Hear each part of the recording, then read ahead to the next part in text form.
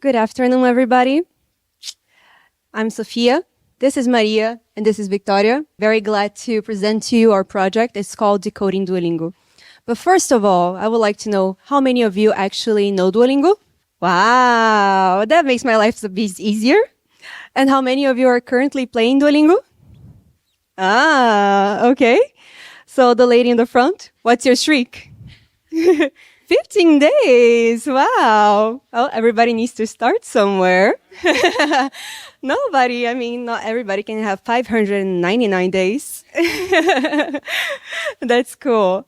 So let's get into it.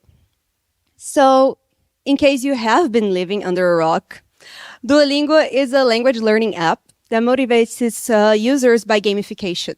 Its mission is to provide high quality education to all people. And it's doing that by a strategy that's called spaced repetition. Now you may be wondering, what is spaced repetition? Spaced repetition is understanding that cramming all your practicing into one lesson is not effective. Instead, you need to space your practice into time periods that are just long enough to increase your recall.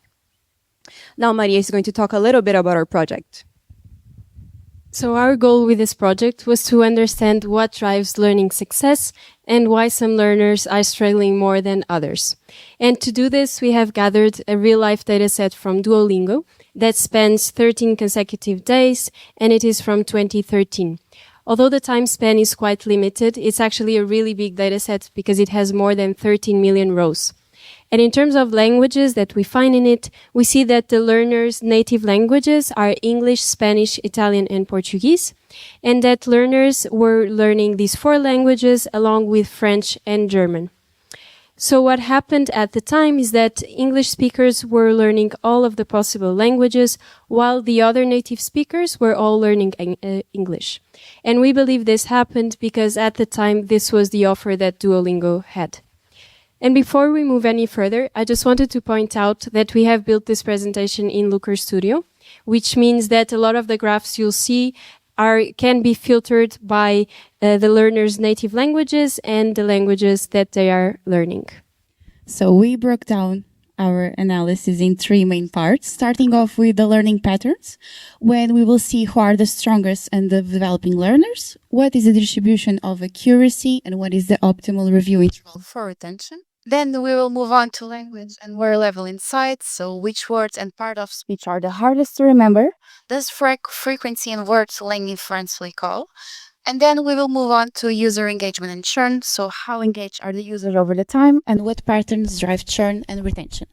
So starting off with the learning patterns, as you can see, we will measure accuracy. Accuracy is the ability to correctly answer items that were previously practiced. So in this chart below, you can see that all of our students, well, most part of our students, have a really high accuracy, so higher than 90%.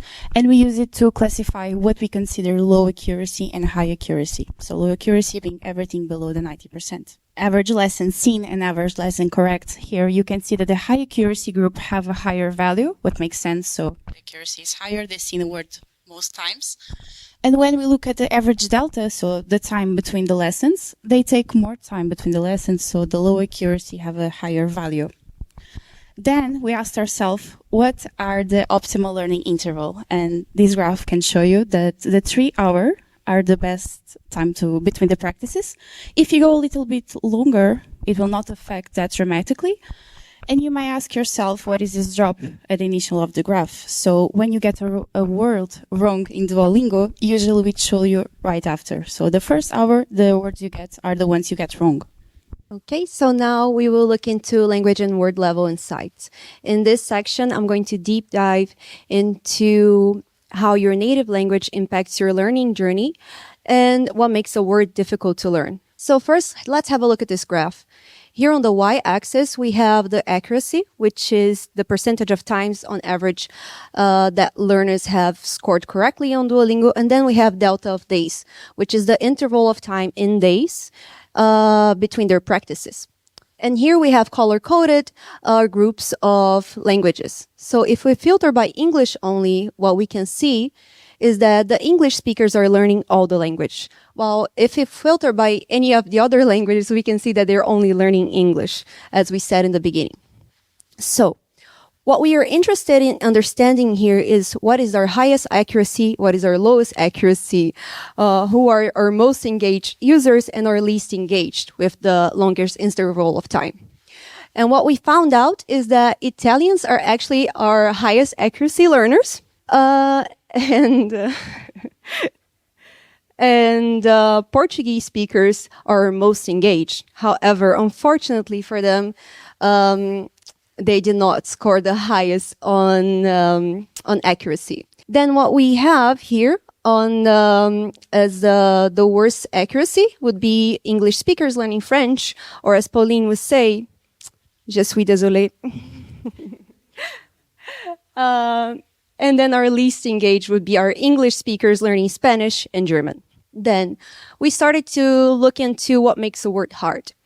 And we narrowed it down to two factors. First of them being hardest POS. Now, POS is part of speech. So that would be your nouns, your adjectives, your adverbs, and the list goes on. And the ones we narrowed down as the top 5 hardest ones to learn would be auxiliary verbs. So auxiliary verbs would be, for example, verbs that support other verbs. So you could say Maria is running or Victoria is eating, and is in both cases would be an auxiliary verb because it's supporting the action to run or to eat. Then you have the verb to have, which in a lot of languages gets confused with the verb to be and can be confusing. Then you have your subordinating conjunctions. Those are words that link sentences and give it cause or give it temporal value. So that would be, for example, because or if. Then you have your prepositions. That would be on, at, under, over. The list goes on as well. And then you have the verb to do. But why are these words hard? These words are hard because they carry very high grammatical meaning, which means that they have a structure in which they need to be used. A lot of times they need transformation, so they can be in the past, they can be in the future. And so it's very hard to learn them because they're not as nouns where they have a very solid concept that never changes. A car will always be a car in the past or in the future, but these words will not. So this is where our users have the hardest time understanding parts of speech. Next, we decided to look into if the length of a word actually has an impact on accuracy. And our hypothesis was that the longest the word, the hardest it would be to remember because it has more letters. And I think it's a little bit common sense. But what we found out couldn't be further from that. What we did find out is that the shorter the word, the smaller the accuracy. And our assumption here is that those words are exactly the ones that we just talked about. So that would be your prepositions, in, on, or articles. A, o for Portuguese, for example, which, if you think about it, doesn't even follow a particular rule. Sometimes you just can't explain why something is feminine or something is masculine or even neutral. Let's say you're learning German. And for the rest of the words, you can see that from 4 onwards, there is no clear trend. It's pretty much stable. And it doesn't have that much of an impact on the accuracy. Next slide, I decided to bring as a curiosity for everybody. These are the top 5 hardest words in our data set. So that would be all the languages that are available or were available in 2013 in Duolingo for you to learn. So I want to ask if anybody has any requests to see a word. Oh, Italian? All right. Do we have any Italian speakers that would like to adventure? Okay.